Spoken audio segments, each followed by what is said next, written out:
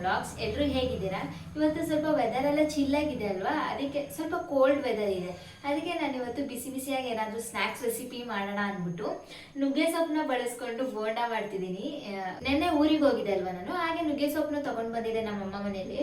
ಅದಕ್ಕೆ ಇವತ್ತು ನುಗ್ಗೆ ಸೊಪ್ಪನ್ನ ಬಳಸ್ಕೊಂಡು ಬೋಂಡಾ ಮಾಡೋದು ಹೇಗೆ ಅಂತ ತೋರಿಸ್ತೀನಿ. ವೆದರು ಕೂಡ ತುಂಬ ಕೋಲ್ಡ್ ಆಗಿದೆ, ಒಂಥರ ರೈನಿ ಸೀಸನ್ ಅಲ್ವಾ ಈಗ. ಅದಕ್ಕೆ ಇವತ್ತು ಬಿಸಿ ಬಿಸಿಯಾಗಿ ಸ್ನ್ಯಾಕ್ಸ್, ಈ ಥರ ಸ್ನ್ಯಾಕ್ಸ್ ರೆಸಿಪಿ ಮಾಡೋಣ ಅಂದ್ಕೊಂಡಿದ್ದೆ. ನಮ್ಮ ಪುಟ್ಟಗೆ ಈ ಥರ ಸ್ನ್ಯಾಕ್ಸ್ ರೆಸಿಪಿ ಎಲ್ಲ ತುಂಬ ಇಷ್ಟ ಆಗುತ್ತೆ. ಅವ್ರಿಗೆ ವಡೆ, ಬೋಂಡ, ಬಜ್ಜಿ ಎಲ್ಲ ತುಂಬ ಇಷ್ಟಪಟ್ಟು ತಿಂತಾರೆ. ಅಷ್ಟಿನಿಂದ ಕೇಳ್ತಿದ್ರು ಬೋಂಡ ಮಾಡಿ ಅಂತ. ನಾನು ಹೇಗಿದ್ರು ಊರಿಂದ ನುಗ್ಗೆ ಸೊಪ್ಪನ್ನ ಕಿತ್ಕೊಂಡು ಬಂದಿದ್ದೆ ಅಲ್ವಾ, ಅದಕ್ಕೆ ಇವತ್ತು ನುಗ್ಗೆ ಸೊಪ್ಪನ್ನ ಬಳಸ್ಕೊಂಡು ಬೋಂಡ ಮಾಡೋದು ಹೇಗೆ ಅಂತ ತೋರಿಸ್ತೀನಿ. ಇನ್ನೇನು ಅವ್ರು ಬರೋ ಟೈಮ್ ಆಯಿತು. ಅವ್ರು ಬರೋಷ್ಟರಲ್ಲಿ ಬಿಸಿ ಬಿಸಿಯಾಗಿ ರೆಡಿ ಮಾಡಿ ಇಟ್ಟಿದ್ರೆ ಅವ್ರಿಗೂ ಸ್ವಲ್ಪ ತುಂಬ ಖುಷಿ ಆಗುತ್ತೆ ಅಲ್ವಾ.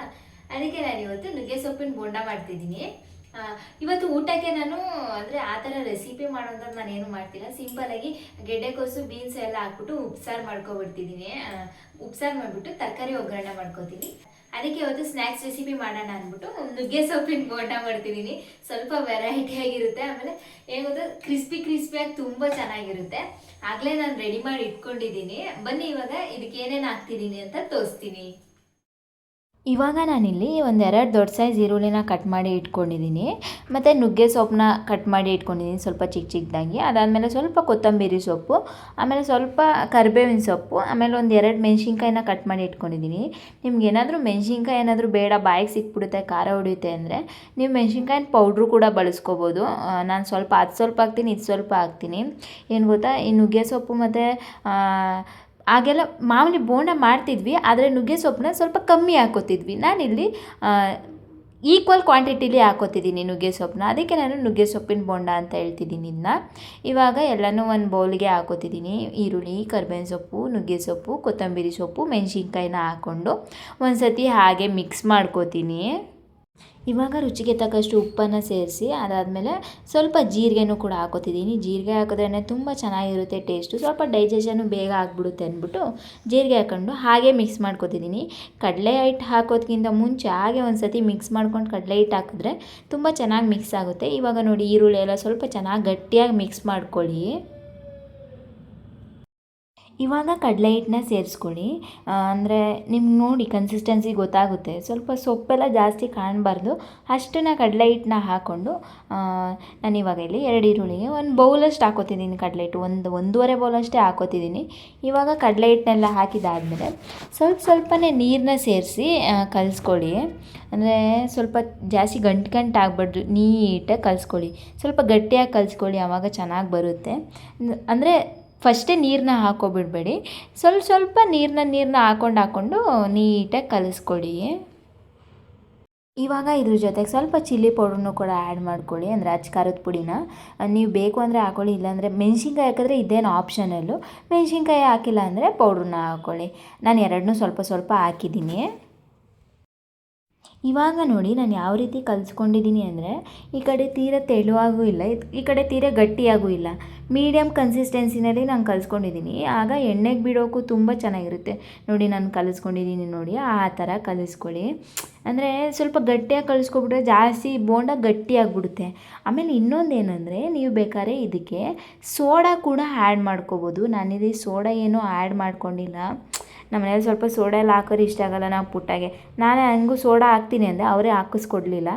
ಅದಕ್ಕೆ ಇವಾಗ ಸೋಡಾ ಏನೂ ಹಾಕಲಿಲ್ಲ ನಾನು. ಹಾಗೆ ಗಟ್ಟಿಯಾಗಿ ಕಲಿಸ್ಕೊಂಡಿದ್ದೀನಿ. ಅಂದರೆ ಗಟ್ಟಿಯಾಗಿ ಅಂದರೆ ತೀರಾ ಅಂದರೆ ಹೇಳಿದ್ನಲ್ಲ, ಮೀಡಿಯಮ್ ಕನ್ಸಿಸ್ಟೆನ್ಸಿನಲ್ಲಿ ಕಲಿಸ್ಕೊಂಡಿದ್ದೀನಿ. ಆವಾಗ ಎಣ್ಣೆಗೆ ಬಿಡೋಕ್ಕೂ ತುಂಬ ಚೆನ್ನಾಗಿರುತ್ತೆ. ಇವಾಗ ಮಾಮೂಲಿ ಎಣ್ಣೆನ ಕಾಯಕ್ಕೆ ಇಟ್ಟಿದ್ದೀನಿ ನಾನು. ಎಣ್ಣೆ ಕಾದಿದ್ದಾದಮೇಲೆ ಒಂದೊಂದಾಗೆ ಸ್ವಲ್ಪ ಚಿಕ್ಕದಾಗೆ ಉಂಡೆ ಮಾಡ್ಕೊಂಡು ಬಿಟ್ಕೊಳ್ಳಿ. ಅಂದರೆ ಜಾಸ್ತಿ ದಪ್ಪಗೆ ಹಾಕ್ಬೇಡಿ, ಯಾಕೆ ಅಂದರೆ ಒಳಗೆ ಬೇಯ್ಕೊಳ್ಳಲ್ಲ. ಚಿಕ್ಕದಾಗಿ ಹಾಕಿದ್ರೆ ಆರಾಮ್ಸಾಗಿ ಬೇಯ್ಕೊಬಿಡುತ್ತೆ, ಏನು ಪ್ರಾಬ್ಲಮ್ ಇಲ್ಲ. ಇವಾಗ ನೋಡಿ ನಾನು ಚಿಕ್ಕದಾಗಿ ಒಂದೊಂದೇ ನಿಧಾನಕ್ಕೆ ಎಣ್ಣೆಗೆ ಬಿಟ್ಕೊತಿದ್ದೀನಿ. ದೂರನೇ ಬಿಟ್ಕೊಳ್ಳಿ, ಯಾಕಂದರೆ ಸ್ವಲ್ಪ ಅಂಟ್ಕೊಬಿಡುತ್ತೆ. ಅಂದರೆ ನಾನಿಲ್ಲಿ ಒಂದು ಒಬ್ಬೆಗೆ 7-8 ಬೋಂಡ ಬಿಟ್ಕೋತೀನಿ. ನಾನಿಲ್ಲಿ ಸ್ವಲ್ಪ ಅಗ್ಳಂದಲ್ವ ಬಾಣಲಿ, ಸ್ವಲ್ಪ ಅಗ್ಳ ಐತೆ, ಅದಕ್ಕೆ ಸ್ವಲ್ಪ ಜಾಸ್ತಿ ಬಿಟ್ಕೋಬೋದು. ನೀವು ಚಿಕ್ಕದ ಬಾಣಲಿ ಇದ್ದರೆ ನೋಡ್ಕೊಂಡು ಬಿಟ್ಕೊಳ್ಳಿ, ಅಂಟ್ಕೊಳ್ಳೋ ಥರ ಬಿಟ್ಕೋಬೇಡಿ. ಆವಾಗ ಸ್ವಲ್ಪ ಬೇಯ್ಕೊಳ್ಳೋದಿಲ್ಲ, ಆಮೇಲೆ ದಪ್ಪ ಆಗಿಬಿಟ್ರು ಚೆನ್ನಾಗಿರಲ್ಲ. ಚಿಕ್ಕದಾಗಿ ಬಿಟ್ಕೊಳ್ಳಿ. ಎಣ್ಣೆ ಕಾದಿದ್ದಾದಮೇಲೆ ಬಿಟ್ಕೊಳ್ಳಿ. ಇವಾಗ ಎಣ್ಣೆ ಎಲ್ಲ ಕಾದಿದ್ದಾದಮೇಲೆ ಒಂದು ರೌಂಡು ಮಾಮೂಲಿ ಕೆಂಪಣ್ಣ ಬರೋವರೆಗೂ ಬೇಯಿಸ್ಕೊಂಡ್ರೆ ಬೋಂಡ, ನುಗ್ಗೆ ಸೊಪ್ಪಿನ ಬೋಂಡ ರೆಡಿ ಆಯಿತು. ಇವಾಗ ನಾನು ನಿಮಗೆ ತೋರಿಸ್ತಿದ್ದೀನಿ ನೋಡಿ, ಆ ಕಲರ್ ಬರೋವರೆಗೂ ಬೇಯಿಸ್ಕೋಬೇಕು. ನೋಡಿ ಎಷ್ಟು ಚೆನ್ನಾಗಿ ಕಾಣಿಸ್ತಿದೆ. ಏನು ಗೊತ್ತಾ, ನಿಮಗೆ ಸ್ವಲ್ಪ ಪಕೋಡ ಥರ ಇರಲಿ ಅಂದರೆ ನೀವು ಈರುಳ್ಳಿನ ಸ್ವಲ್ಪ ಜಾಸ್ತಿ ಹಾಕ್ಕೊಳ್ಳಿ. ನಾನಿಲ್ಲಿ ಬೋಂಡ ಥರನೇ ಇರಲಿ ಅಂದ್ಬಿಟ್ಟು ಎಲ್ಲ ಮೀಡಿಯಮ್ ಕ್ವಾಂಟಿಟೀಲಿ ಹಾಕಿದ್ದೀನಿ. ನಿಮಗೆ ಸ್ವಲ್ಪ ಇವಾಗ ಪಕೋಡ ಥರ ಆಗಲಿ ಅಂದರೆ ಈರುಳ್ಳಿ ಜಾಸ್ತಿ ಕ್ವಾಂಟಿಟೀಲಿ ಹಾಕ್ಕೊಡಿ, ಆವಾಗ ಪಕೋಡ ಥರನೇ ಆಗುತ್ತೆ. ಇವಾಗ ಕ್ಲೀನಾಗಿ ನೋಡಿ, ಕಲರ್ ನೋಡಿ ಎಷ್ಟು ಚೆನ್ನಾಗಿ ಬಂದಿದೆ. ಏನು ಗೊತ್ತಾ, ಕೆಳಗೆ ತೆಗ್ದಿದ್ದಾದಮೇಲೆ ಸ್ವಲ್ಪ ಕಲರ್ ಇನ್ನೊಂಚೂರು ಡಾರ್ಕ್ ಆಗಿಬಿಡುತ್ತೆ. ಸ್ವಲ್ಪ ಈ ಥರ ಕಲರ್ ಇದ್ವಾಗಲೇ ಎತ್ಕೊಬಿಡಿ. ಇವಾಗ ನೋಡಿ ನೀಟಾಗಿ ಎಣ್ಣೆ ಸೋರಿಸ್ಕೊಳ್ಳಿ, ಒಂದು ಸ್ವಲ್ಪ ಹೊತ್ತು ಹಾಗೆ ಇಟ್ಕೊಳ್ಳಿ, ಆವಾಗ ಎಣ್ಣೆ ಸೇರ್ಕೊಬಿಡುತ್ತೆ. ಇವಾಗ ನುಗ್ಗೆ ಸೊಪ್ಪಿನ ಬೋಂಡ ರೆಡಿ ಆಯಿತು. ಹಾಗೆ ಒನ್ ಮಿನಿಟ್ ಇಟ್ಕೊಳ್ಳಿ, ಆವಾಗ ಪೂರ ಎಣ್ಣೆ ಎಲ್ಲ ಸೋರೋಗ್ಬಿಡುತ್ತೆ. ಆವಾಗ ಎಣ್ಣೆ ಎಲ್ಲ ಸೋರಿಸಿದಾದ್ಮೇಲೆ ತಿನ್ನೋಕ್ಕೂ ಕೂಡ ಚೆನ್ನಾಗಿರುತ್ತೆ, ಎಣ್ಣೆ ಥರ ಅನಿಸಲ್ಲ ನಮಗೆ. ಇವಾಗ ನೋಡಿ ಬೋಂಡ ರೆಡಿ ಆಯಿತು. ನನಗೆ ಇವಾಗ ಇನ್ನೊಂದು ಒಬ್ಬೆಗೆ ಆಗುತ್ತೆ, ಅಂದರೆ 2 ಒಬ್ಬೆಗೆ ಆಗೋಷ್ಟು ನಾನು ಕಲಿಸಿದೆ. ಇವಾಗ ಇನ್ನೊಂದು ಒಬ್ಬೆನ ಬಿಟ್ಕೋತೀನಿ ನಾನು. ಇವಾಗ ನುಗ್ಗೆ ಸೊಪ್ಪಿನ ಬೋಂಡ ರೆಡಿ ಆಯಿತು. ಇವಾಗ ನೋಡಿ ನೋಡಲಿಕ್ಕೆ ಎಷ್ಟು ಚೆನ್ನಾಗಿ ಕಾಣಿಸ್ತಿದೆ ಅಂತ. ಕಲರ್ ಕೂಡ ತುಂಬ ಚೆನ್ನಾಗಿದೆ. ನೀವು ಸ್ವಲ್ಪ ಚಿಲ್ಲಿ ಪೌಡ್ರ್ ಜಾಸ್ತಿ ಹಾಕಿದ್ರೆ ಇನ್ನೊಂಚೂರು ಕಲರ್ಫುಲ್ಲಾಗಿ ಕಾಣಿಸುತ್ತೆ. ಇವಾಗ ನೋಡಿ ನುಗ್ಗೆ ಸೊಪ್ಪಿನ ಬೋಂಡ ರೆಡಿ ಆಯಿತು. ಆಮೇಲೆ ಏನಂದರೆ ನುಗ್ಗೆ ಸೊಪ್ಪು ಆರೋಗ್ಯಕ್ಕೂ ಕೂಡ ತುಂಬ ಒಳ್ಳೆಯದು. ನಿಜವಾಗ್ಲೂ ನುಗ್ಗೆ ಸೊಪ್ಪಲ್ಲಿ ಸುಮಾರು ಥರ ಅಡುಗೆನ ಮಾಡ್ಕೋಬೋದು ನಾವು. ನಾನಿಲ್ಲಿ ನುಗ್ಗೆ ಸೊಪ್ಪಿನ ಬೋಂಡ ಮಾಡಿದ್ದೀನಿ ನೋಡಿ, ನೋಡಲಿಕ್ಕೇ ಎಷ್ಟು ಚೆನ್ನಾಗಿ ಕಾಣಿಸ್ತಾ ಇದೆ ಅಂತ. ಆಮೇಲೆ ಏನಂದರೆ ಈ ಥರ ಚಳಿಗಾಲದಲ್ಲಿ ನೀವು ಈ ಥರ ಬೋಂಡ ರೆಸಿಪಿ ಅಂದರೆ ಸ್ನ್ಯಾಕ್ಸ್ ರೆಸಿಪಿನ ಮಾಡಿಕೊಂಡ್ರೆ ಸಂಜೆ ಟೈಮು ತುಂಬ ಚೆನ್ನಾಗಿರುತ್ತೆ. ಕಾಫಿಗೆಲ್ಲ ಇದು ಬೆಸ್ಟ್ ಕಾಂಬಿನೇಷನ್ ಅಂತಲೇ ಹೇಳ್ಬೋದು. ಆಮೇಲೆ ಮಸ್ಟ್ ಟ್ರೈ ರೆಸಿಪಿ ಇದು. ನೋಡಿ ಏನು ಇಂಗ್ರೀಡಿಯೆಂಟ್ಸ್ ಜಾಸ್ತಿ ಬಳಸ್ದೆ ನಾನು, ಎಲ್ಲ ಮನೇಲಿರುವಂಥ ಇಂಗ್ರೀಡಿಯೆಂಟ್ಸ್ನಲ್ಲೇ ಮಾಡಿದೆ ಅಲ್ವಾ. ನೋಡಿ ಎಷ್ಟು ಚೆನ್ನಾಗಿ ಕಾಣಿಸ್ತಿದೆ ಅಂತ ನುಗ್ಗೆ ಸೊಪ್ಪಿನ ಬೋಂಡ. ಪುಟ ಬೋಂಡ ಹೆಂಗೈತೆ? ಬೋಂಡ ಹಾಂ ಸೂಪರ್ ಆಗೈತೆ. ನುಗ್ಗೆ ಸೊಪ್ಪಿನ ಬೋಂಡ ಹಾಂ ಹಂಗಂತ್ಯ ಗೊತ್ತಾಯ್ತಾ ಇಲ್ವಾ? ಅದು ಕೆಚಪು ಮಯೋನಿಸು ಯಪ್ಪ ಕರೆಕ್ಟಾಗಿ ಎಷ್ಟು ಪ್ಲೇಟಲ್ಲಿ ಆ ಕಡೆ ಒಂದು ಪ್ಲೇಟ್ ಖಾಲಿ ಮಾಡಿದ್ದೀನಿ, ಇನ್ನೊಂದು ಪ್ಲೇಟ್ ಖಾಲಿ ಮಾಡ್ತೀನಿ. ಕರೆಕ್ಟಾಗಿ 2 ಒಬ್ಬೆ ಹತ್ತು 2 ಒಬ್ಬೆ ಖಾಲಿ ಹಾಕೇ ಇಲ್ವಾ? ನಂಗೆ ತುಪ್ಪ ಹಾಕಲ್ವಾ? ಅದು ನಾನು ತಂದಿರೋ ತುಪ್ಪ. ಹಾಂ ಸಾಕು ಪುಟ್ಟ, ಸಾಕು ಜಾಸ್ತಿ ಬೇಡ. ಹ್ಞೂ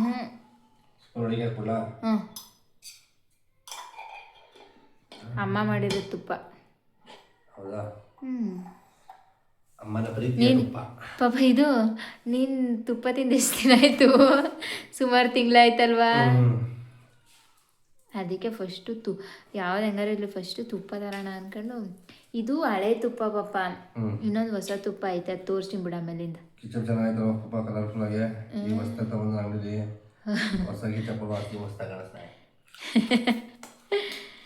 ಇವ್ನು ನೋಡಿ, ಇವನ್ನ ನಾನೆಲ್ಲ ಚೆನ್ನಾಗಿ ಮಟನ್ ತಿಂದ್ಬಿಟ್ಟು ಇವತ್ತು ಊಟ ತಿಂದೆ ಹಿಂಗೆ ಮನ್ಕೊಳ್ಳೋದು. ಪಾಪ ಬೋಂಡ ನಿಜವಾಗ್ಲೂ ಹೆಂಗೈತೆ ನುಗ್ಗೆ ಸೊಪ್ಪಿನ ಬೋಂಡ? ಮಾಮೂಲಿ ಬೋಂಡ ಥರನೇ ಐತೆ ಪಾಪ, ಇಲ್ಲ ಡಿಫ್ರೆಂಟಾಗಿ ಆಯ್ತಾ? ನೀನೇ ಮುದ್ದೆ ಬೇಡ ಅಂದೆ, ಅದಕ್ಕೆ ನಾನು ಮುದ್ದೆ ಮಾಡಲಿಲ್ಲ. ಪಲ್ಯ ಮತ್ತೆ ಅನ್ನ ಸರ್. ನೋಡಿ ಪಾಪ ಅದ್ರಲ್ಲಿ ಕಿಚಪ್ ಎಷ್ಟು ಖಾಲಿ ಮಾಡಿದೆ ಗೊತ್ತಾ? ಇಲ್ಲೇ ಆಯ್ತಲ್ಲ ಖಾಲಿ ಒಂದು ಫುಲ್ ಮೈನಸ್ ಬರೋದ ಕಿಚಪ್ ಬೈಕೊಂಡು ತಿಂತಾರೊಳೆ ಸ್ಮೂತಾಗಿ ಬೈತಾಳ್ತ ಒಳಕ್ಕೆ. ಫುಲ್ ಫೇವ್ರೇಟ್ ಅಲ್ವಾ ನಿಂಗೆ ಬೋಂಡ ಪಾಪ? ಬೋಂಡ ವಡೆ ಎಲ್ಲ, ಬಜ್ಜಿ ವಡೆ ಆಮೇಲೆ ಕಾಳೊಳೆ, ಕಾಳಪ್ಪ ಮಾಡ್ತಾ ಕಾಳೊಳೆ ಒಂದಿನ ಮಾಡ್ಕೊಡ್ತೀನಿ ಬಿಡು. ಬಯಸ್ಕೊಬಿಟ್ಟಿದ್ದೆ ಅಲ್ವಾ ಬೋಂಡನ ಪುಟ? ಬಜ್ಜಿ ಹಾಕು ಅಂತ ಹಂಗೂ ಗೊತ್ತೊಂದಿನ.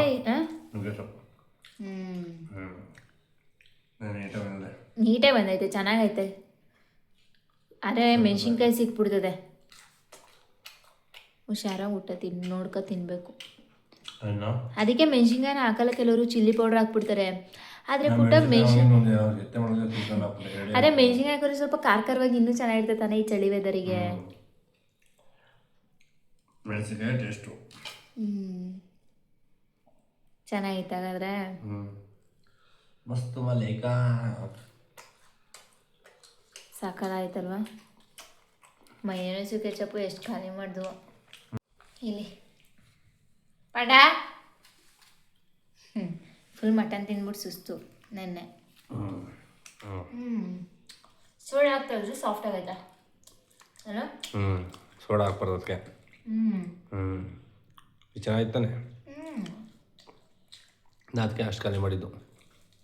ಕಿಚಪ್ ಬೇಕಪ್ಪ, ಕಿಚಪ್ ಮಸ್ತ್ ಆಗದೆ ನಿಜ. ಹಂಗೆ ಚೆನ್ನಾಯ್ತಾ? ಅನ್ನ ಸಾಂಬಾರ್ ಜೊತೆ ತಿಂತಾಯಿದ್ರೆ ಅದಕ್ಕೆ ಇವತ್ತು ಮುದ್ದೆ ಮಾಡೋಣ ಅಂದ್ಬಿಟ್ಟು ಉಪ್ಪು ಸಾಂಬಾರು ಮಾಡಿದ್ದು. ಅಲ್ಲಿಗೆ ಸ್ವಲ್ಪ ನೀವೇನು ಪಾಪ ಅವ್ರೆ ಎಷ್ಟು ತಿಂದ್ರು ದಪ್ಪ ಆಯ್ತಾರಲ್ಲ, ಯಾಕೆ? ಸುಮ್ಮನೆ ಚೆನ್ನಾಗಿದೆ. ಬೋಂಡ ಚೆನ್ನಾಗಿದೆ. ನುಗ್ಗೆ ಸೊಪ್ಪು ಡಿಫ್ರೆಂಟ್ ಆಗಿ ಆಯ್ತುಬಿಟ್ಟ. ನುಗ್ಗೆ ಸೊಪ್ಪಲ್ಲಿ ಮಾಡ್ತಾ ಇರ್ಬಿಟ್ಟ ನುಗ್ಗೆ ಸೊಪ್ಪಲ್ಲಿ ಬೋಂಡನ. ಆದರೆ ಜಾಸ್ತಿ ನುಗ್ಗೆ ಸೊಪ್ಪು ಹಾಕಲ್ಲ, ಬೇರೆ ಎಲ್ಲ ಸೊಪ್ಪು ಹಾಕ್ಬಿಟ್ಟು ನುಗ್ಗೆ ಸೊಪ್ಪು ಸ್ವಲ್ಪ ಕಮ್ಮಿ ಹಾಕ್ತಾರೆ. ನುಗ್ಗೆ ಸೊಪ್ಪೆ ಜಾಸ್ತಿ ಹಾಕಿ ಮಾಡಿದ್ರೆ ಚೆನ್ನಾಗಿರ್ತದೆ. ಏನಿಲ್ಲ, ಮಾಡ್ಕೊಂಡು ತಿನ್ಬೋದು. ಸಕ್ಕತ್ತಾಗೈತೆ ಅಲ್ವಾ? ಸೂಪರ್. ನೀವು ಕೂಡ ನುಗ್ಗೆ ಸೊಪ್ಪು ಬೋಂಡನ ಟ್ರೈ ಮಾಡಿ, ಹೇಗಿದೆ ಅಂತ ಕಮೆಂಟ್ ಕೂಡ ಮಾಡಿ. ನಿಜವಾಗ್ಲೂ ತುಂಬಾ ಚೆನ್ನಾಗೈತೆ. ಕೂಡ ಚೆನ್ನಾಗಿತ್ತಲ್ವಾ? ಸೂಪರ್, ಸಾಕಾಗಾಯಿತು.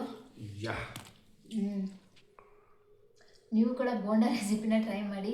ಸ್ನ್ಯಾಕ್ಸ್ ಮಾಡ್ಕೊಂಡಾಗೆಲ್ಲ ಆರಾಮ್ಸಾಗಿ ನೀವು ಈ ರೆಸಿಪಿನ ಮಾಡ್ಕೋಬೋದು. ಈ ಥರ ಚಳಿ ವೆದರಲ್ಲಿ ಬೆಸ್ಟ್ ರೆಸಿಪಿ, ತುಂಬ ಮಸ್ಟ್ ಟ್ರೈ ರೆಸಿಪಿ ಇದು. ನಿಜವಾಗ್ಲೂ ನೀವು ಒಂದ್ಸತಿ ಮಾಡ್ಕೊಳ್ಳಿ ನುಗ್ಗೆ ಸೊಪ್ಪು ಬೋಂಡನ. ನಿಮಗೆ ಈ ಈಸಿ ರೆಸಿಪಿ ಇಷ್ಟ ಆಗಿದ್ರೆ ಲೈಕ್ ಮಾಡಿ, ಶೇರ್ ಮಾಡಿ, ಕಮೆಂಟ್ ಮಾಡಿ, ಸಬ್ಸ್ಕ್ರೈಬ್ ಮಾಡ್ಕೊಳ್ಳೋದನ್ನ ಮರಿಬೇಡಿ. Thank you. Lots of love to you. Bye.